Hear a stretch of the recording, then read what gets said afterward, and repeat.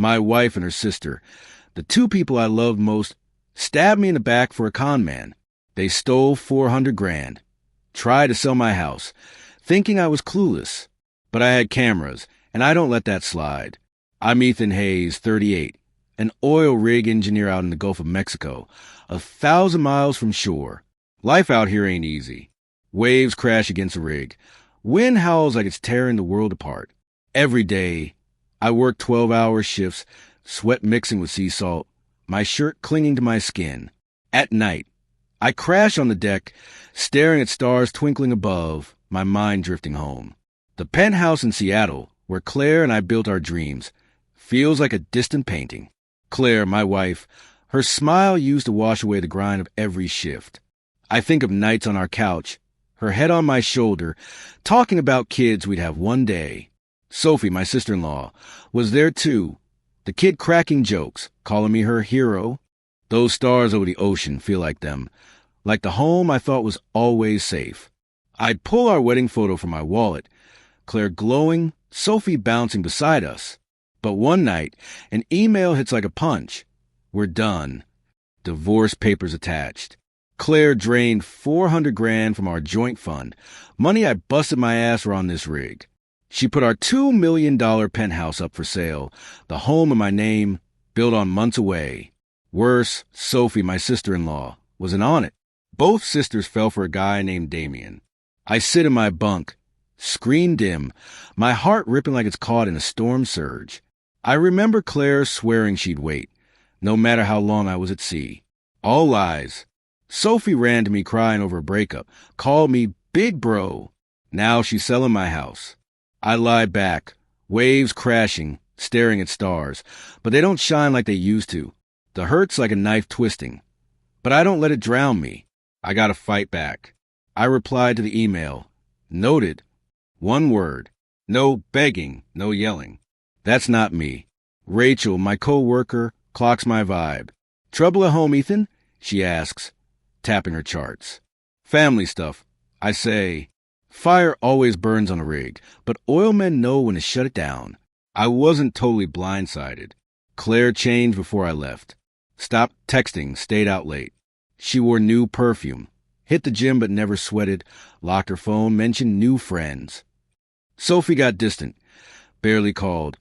Only hit me up for cash. I thought she was busy, not betraying me. I didn't snoop, didn't confront.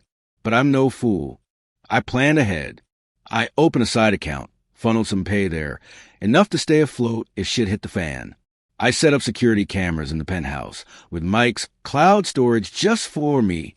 Thought it was only to watch the place. It became my weapon.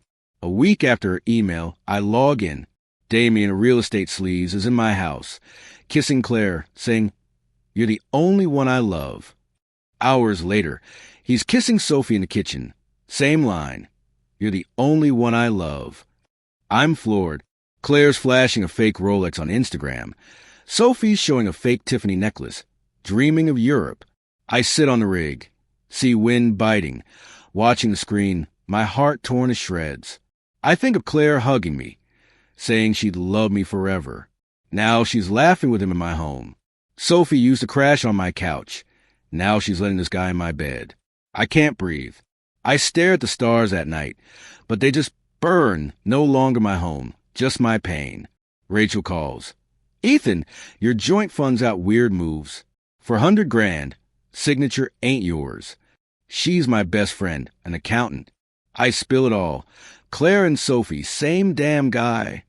Rachel stunned. Both sisters? Holy crap, you need the FBI. I'll hook you up. I check my email. Sophie sent one to me by mistake. Claire says Damien loves us both. I'm nervous about the 400 grand. He's pushing her to sign house papers. Feels wrong. My hands shake. I can't believe it. Both sisters got played by this creep. Both turned on me. I call the FBI. Heart still bleeding. I check the cameras. See Claire and Sophie talking alone in the penthouse dining room. Claire whispers, "Damien loves me more, Sophie. You're just a side thing." Sophie nods. "But he promised me some house cash. We're going to be rich." She grins, blind. I'm floored by how clueless they are. Claire used to be sharp. Now she's this guy's pawn.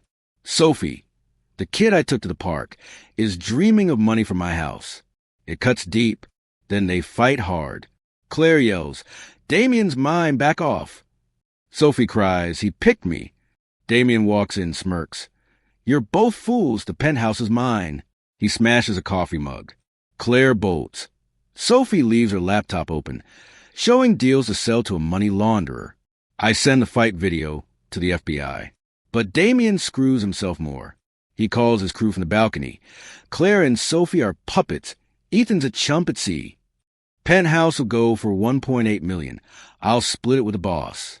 Oil guys are easy marks. Camera mic catches every word. I send it to the FBI, pain mixing with grim justice. I lie on the deck that night, stars above, not thinking of Claire or Sophie anymore. All I want is Damien done, my life back, whatever's left of it. Agent Patel calls.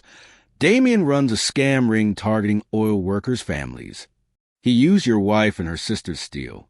You gave us what we need to crush his network. I talked to Rachel on video call. I thought I knew them, Rachel. I got all wrong. She says, "You didn't mess up, Ethan.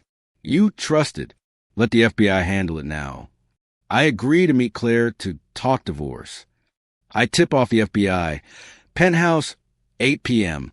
The FBI storms, and while Damien's teaching Claire and Sophie to dodge taxes, he's packing to run. Sophie sobs. "I didn't know. Claire pulled me in." Claire screams, "You wanted the money." Damien laughs.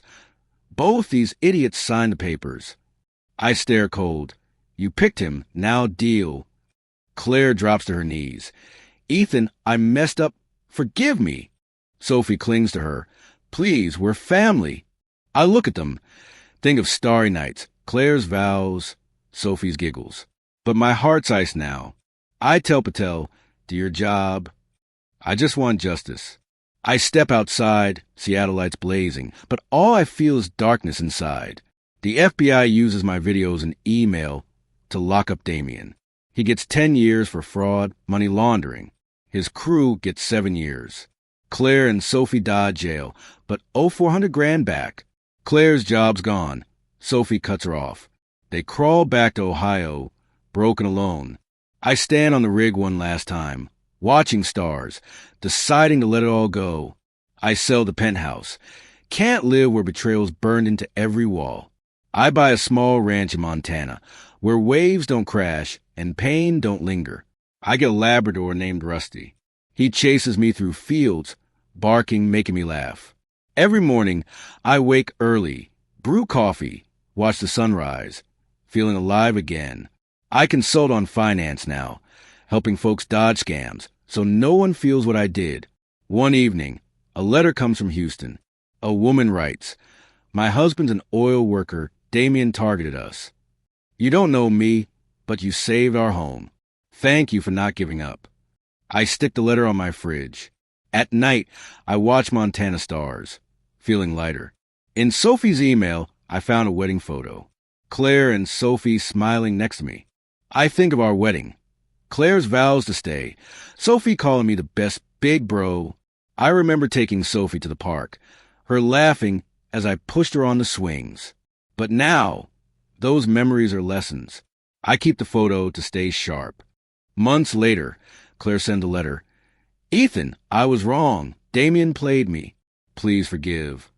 I read it under Montana stars, thinking of rig nights, then tear it to bits. I don't reply. There's nothing to say, nothing left to fix. Damien's still behind bars. The system worked, at least this once. I keep going with Rusty on Montana land. I plant a garden, watch it grow. Every night, I watch stars, no pain left. Those stars are mine now, not theirs. I'm rebuilding my life, one peaceful day at a time, where no one can steal from me again. They stole my money, but I stole back my future, and this time I'm holding it tight.